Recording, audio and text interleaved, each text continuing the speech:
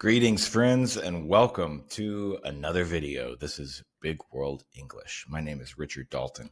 Today, we're going to do something a little bit different. We're just going to have a short chat to help you practice your advanced listening and conversation abilities and to also help you with your vocabulary. I'm going to try to introduce some new expressions for you today that are super helpful. What is the topic? Here is the topic. We're going to talk about the internet and social media, okay? Why? Because I also want to give you a bit of an update, a little bit of a personal update, a little bit of a business update, and just let you know as my audience and my students what I'm up to and where things are going with Big World English. So let's start with this question. How do you feel these days about social media? Okay, I'm coming from the perspective mainly of Instagram.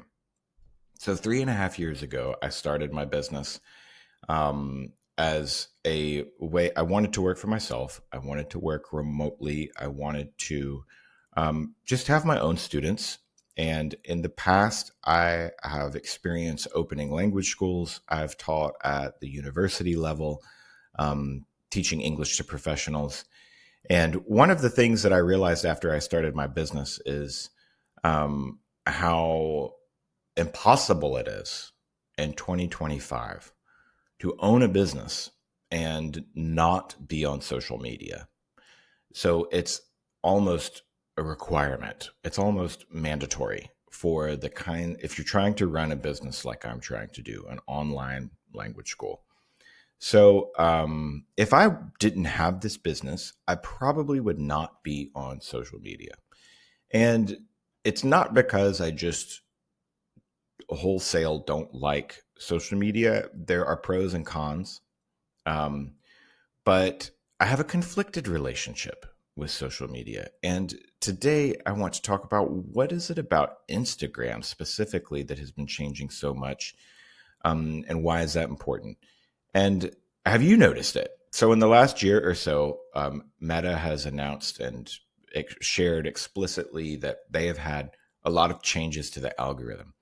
And the biggest ones are, or the biggest changes are they've leveled the playing field. So that might be a new expression for you. To level the playing field means to make an opportunity completely equal for all participants. So this means if you have 5,000 followers, 500 followers, or 500,000 followers, if you make viral content that can grab my attention, then that content can compete for my attention equally. It doesn't matter how many followers I have. It doesn't matter what my engagement is. And so as a result, I am competing for your attention with all of the wars that are happening around the world and the political stuff that's going on, all of the things that are happening in your feed from all the other viral content that the app is just recommending to you from people you don't even follow or know. Then the viral content of the people who you do follow, who you do know. And what ends up happening is all of the people you actually follow, who you have actually connected with in the past, can usually get buried unless they're making this very highly competitive viral content.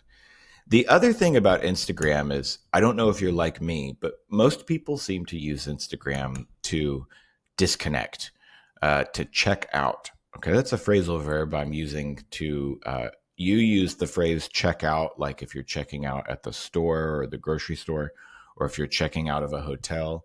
We also use check out to talk about like mentally checking out, like I'm not thinking about work. I'm not thinking about life. I'm just here on my phone. It's the end of the day. I'm about to go to bed. I'm just mindlessly scrolling. Okay, that's checking out. So most people, I feel like, use Instagram, TikTok, these kinds of platforms to just check out. I do too. I watch skateboarding videos, cycling videos, stuff about movies and music, and I'm not really there to learn. But what I love about YouTube, and it's the reason why I'm here now making this video, YouTube is different. If you're watching this video with me, you've been sitting here with me for 5 minutes listening to me talk. it also means that you're not getting that on Instagram. You'll get 30 seconds, your 20 seconds, and from an Instagram reel maybe. But when I really want to learn something or improve myself or grow in some kind of way, I'm probably going to get on YouTube. And this is what I love about YouTube.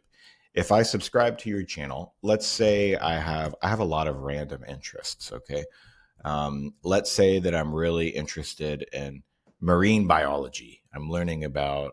I saw a documentary about an octopus, and I'm on YouTube, and I'm in a rabbit hole, which is an expression that means I'm going down, down, down, down, down this topic as far as I can explore this topic.